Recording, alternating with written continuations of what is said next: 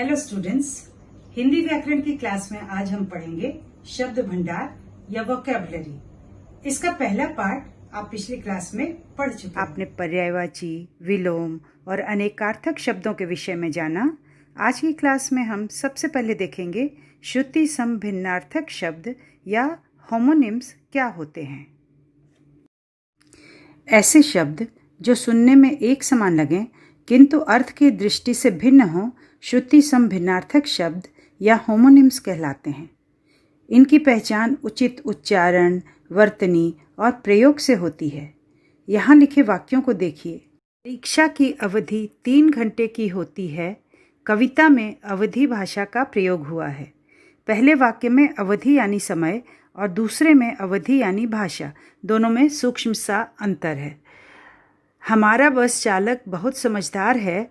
शकुनी मामा बहुत ही चालाक व्यक्ति थे। तो यहाँ पर भी चालक यानी कि ड्राइवर और चालाक यानी चतुर, ये भी एक जैसे ही सुनाई पड़ रहे हैं, परंतु इनमें इनके अर्थ में अंतर है, इसलिए यह श्रुति समभिन्नार्थक शब्द हैं। लड़का लड़की एक समान, कल बस में मेरा सामान छूट गया। इस वाक्य में समान और सामान भी एक से सुनाई देने वाले लेकिन अलग अलग अर्थ देने वाले यानी श्रुति समभिन्नार्थक शब्द हैं। अब प्रश्न यह उठता है कि इन्हें कैसे पहचानें। तो जिस तरह से हम इन्हें बोलते हैं या इनका उच्चारण करते हैं, लिखते हैं, इससे इनकी पहचान होती है।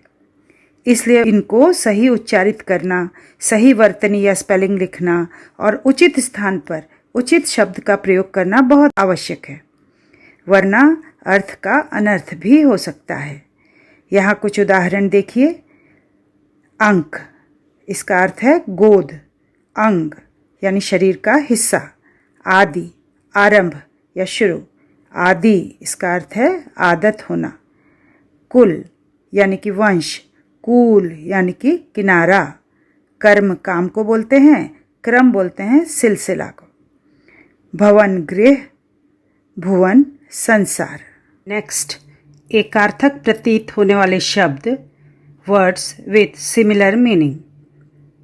हिंदी भाषा में अनेक ऐसे शब्द हैं जो एकार्थक या एक जैसा अर्थ देने वाले लगते हैं, परंतु वास्तव में इनके अर्थ अलग अलग होते हैं। एक उदाहरण द्वारा इसे समझते हैं। सच्ची मित्रता बहुमूल्य होती है, हीरों का यह हार अमूल्य है। अमूल्य का अर्थ होता है जिसका मूल्य नहीं लगाया जा सकता, और बहुमूल्य का अर्थ भी होता है बेहद कीमती।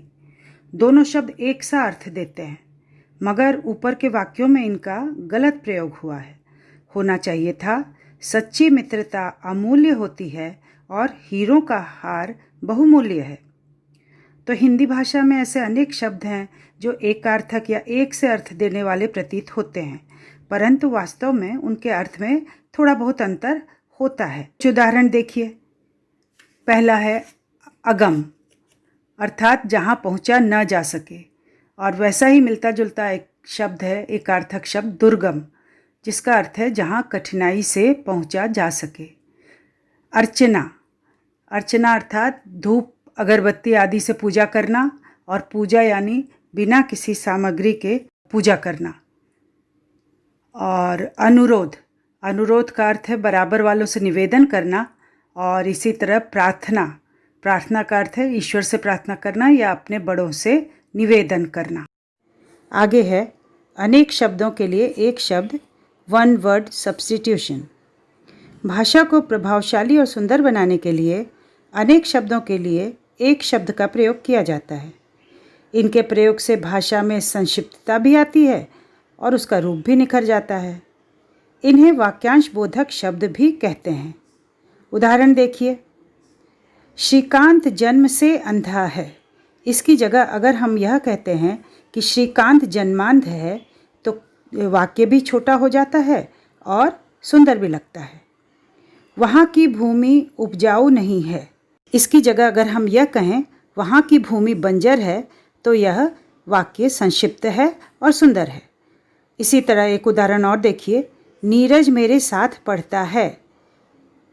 इसकी जगह अगर हम यह कहें नीरज मेरा सहपाठी है, यह वाक्य सुंदर लगता है। अनेक शब्दों के लिए एक शब्द। जो देखने योग्य हो, दर्शनीय, जो भूमि उपजाऊ हो, उर्वर, जो दूर की सोचे, दूरदर्शी, परोपकार करने वाला, परोपकारी, जो कम बोलता हो, मितभाषी। और बच्चों, इस तरह शब्द भंडार चैप्टर हमारा यहाँ पे समाप्त होता है। आशा है आपने बहुत कुछ सीखा होगा। अपनी पुस्तक में इसे विस्तार से पढ़िए। Thank you.